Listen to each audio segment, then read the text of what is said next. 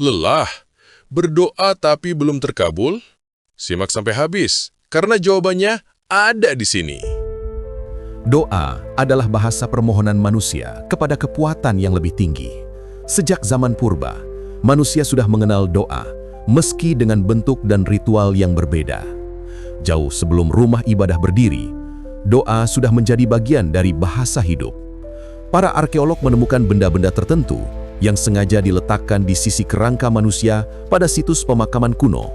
Sebuah pertanda bahwa ribuan tahun lalu, manusia sudah memohon perlindungan, keselamatan, dan keadaan yang lebih baik bagi dirinya atau orang yang dicintainya. Namun konsep doa itu sendiri terus berevolusi. Di Yunani kuno misalnya, doa sering dianggap sebagai perjanjian atau tukar-menukar manfaat yang berbeda dengan permohonan tulus semata. Ini menunjukkan bahwa doa adalah jembatan harapan antara manusia dan Sang Pencipta yang diyakini mampu mengubah keadaan, tetapi esensinya terus dimaknai ulang dari waktu ke waktu. Dalam keyakinan banyak orang, ada waktu-waktu tertentu yang dianggap mustajab untuk berdoa. Secara umum, ini diyakini terjadi saat hati manusia paling khusyuk atau penuh pengharapan. Sepertiga malam menjelang subuh setelah bangun malam, saat menyelesaikan ibadah seperti sembahyang atau ritual keagamaan, atau pada hari-hari besar agama. Namun dalam upaya manusia zaman sekarang yang sangat ingin doanya dikabulkan, demi keselamatan hidup dirinya dan keluarganya, atau demi mencari solusi kesulitan hidupnya saat itu, atau kehidupan yang lebih baik kemudian hari, banyak yang melakukan berbagai cara. Banyak yang pergi berziarah ke sana kemari mengunjungi tempat-tempat yang dianggap keramat dan mustajab, seperti makam-makam para ulama, wali, atau orang-orang sakti dan suci. Bahkan ada juga yang pergi ke dukun, atau orang pintar, paranormal dan ahli spiritual, Kiai Anu, Mama Anu, Ustadz Anu, yang dianggap punya jalan pintas terkabulnya doa dan harapan. Ada juga yang sampai melakukan laku tirakat, seperti puasa, hingga tapa berata di tempat-tempat keramat tertentu. Semua itu dipercaya sebagai momen di mana doa lebih dekat dikabulkan. Tempat juga diyakini mempengaruhi kekuatan doa. Secara umum, tempat-tempat yang dianggap suci, hening, atau penuh makna spiritual sering dipilih. Rumah ibadah, candi, pura, gunung, atau lokasi yang pernah menjadi tempat bersemayamnya orang-orang suci. Bagi yang beragama Islam, ada tempat-tempat yang jelas disebutkan dalam Nas, seperti Multazam di Ka'bah dan Raudhah di Masjid Nabawi, yang diyakini memiliki keberkahan tersendiri bagi doa yang dipanjatkan di sana. Banyak yang mengira bahwa doa adalah hanya milik agama tertentu, terutama Islam. Padahal dalam ajaran Islam sendiri justru menegaskan universalitas dari beberapa doa mustajab yang terkait dengan kondisi kemanusiaan itu sendiri. Rasulullah pernah bersabda dalam hadis yang artinya, dari Abu Hurairah radhiyallahu anhu, ia berkata, ada 3 macam doa yang mustajab, yakni akan dikabulkan oleh Allah Ta'ala, yang tiada disangsikan lagi akan terkabulnya, yaitu doanya orang yang teraniaya, doanya orang yang dalam bepergian, dan doanya orang tua terhadap anaknya. Hadis ini menegaskan bahwa ada momen-momen kemanusiaan yang melekat pada kehidupan sehari-hari yang ternyata menjadi pintu doa mustajab. Sayangnya, momen itu sering luput dari kesadaran kita. Pertama, doa orang yang teraniaya. Dalam kehidupan sehari-hari, manusia sering merasa diperlakukan tidak adil. Bisa dalam bentuk kecil, seperti dipotong antrean, ditipu dalam jual beli, diremehkan, atau bahkan diperlakukan kasar. Saat itu doa orang yang dizolimi naik ke langit tanpa penghalang. Tetapi disinilah ironi muncul. Banyak orang yang tidak menyadari betapa mustajabnya keadaan itu. Daripada mengadu kepada Allah, seringkali yang terucap justru umpatan, makian, atau doa buruk yang tidak disadari bisa benar-benar terkabul.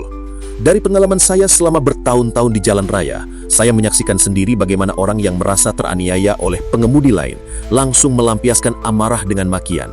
Padahal apapun yang terucap dari mulut orang yang dizolimi itu bisa menjadi doa yang mustajab. Celakanya bukan kebaikan yang dimohonkan, tetapi kutukan. Bahkan nama hewan yang keluar dari mulutnya itu bisa saja tercermin dalam nasib, akhlak, atau perilaku orang yang dimaki. Yang lebih berbahaya, amarah itu juga merusak diri sendiri dengan melepaskan hormon stres yang menggerogoti kesehatan. Saat kesempatan emas terbuka untuk doa mustajab, manusia justru lebih memilih merusaknya dengan energi negatif. Kedua, doa orang yang dalam bepergian atau safar. Perjalanan baik jauh maupun dekat selalu penuh dengan resiko. Ada rasa lelah, khawatir, dan harapan agar tiba dengan selamat. Dalam kondisi seperti ini, doa menjadi lebih tulus dan penuh pengharapan. Itulah mengapa doa safar sangat mustajab. Namun, sayangnya, sebagaimana doa orang teraniaya, momen ini pun sering disia-siakan. Banyak yang berdoa khusyuk sebelum berangkat, tetapi di tengah perjalanan kehilangan kendali emosinya, terjebak macet, dipotong jalur, atau tersulut ego oleh pengemudi lain. Lalu meluncurlah umpatan yang justru menghapus kekhusyukan doa di awal perjalanan. Padahal safar bukan hanya soal fisik berpindah dari satu tempat ke tempat lain, tetapi juga perjalanan batin untuk lebih dekat kepada Allah. Kesabaran, rasa syukur, dan doa yang tulus di jalan bisa menjadi bekal keselamatan bukan hanya bagi diri sendiri, tetapi juga bagi keluarga yang menunggu di rumah. Ketiga, doa orang tua kepada anaknya. Inilah doa yang paling dekat, paling sering hadir di sekitar kita, namun justru sering dianggap remeh. Hadis tadi menegaskan bahwa doa orang tua adalah doa mustajab, baik doa kebaikan maupun sebaliknya.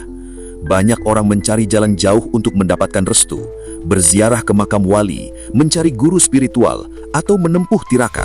Tetapi lupa bahwa yang paling keramat adalah doa kedua orang tua mereka sendiri. Ironinya, momen-momen sederhana seperti senyum tulus ibu, ucapan doa lirih ayah, bahkan teguran keras saat marah, semua itu bisa menjadi doa yang terkabul.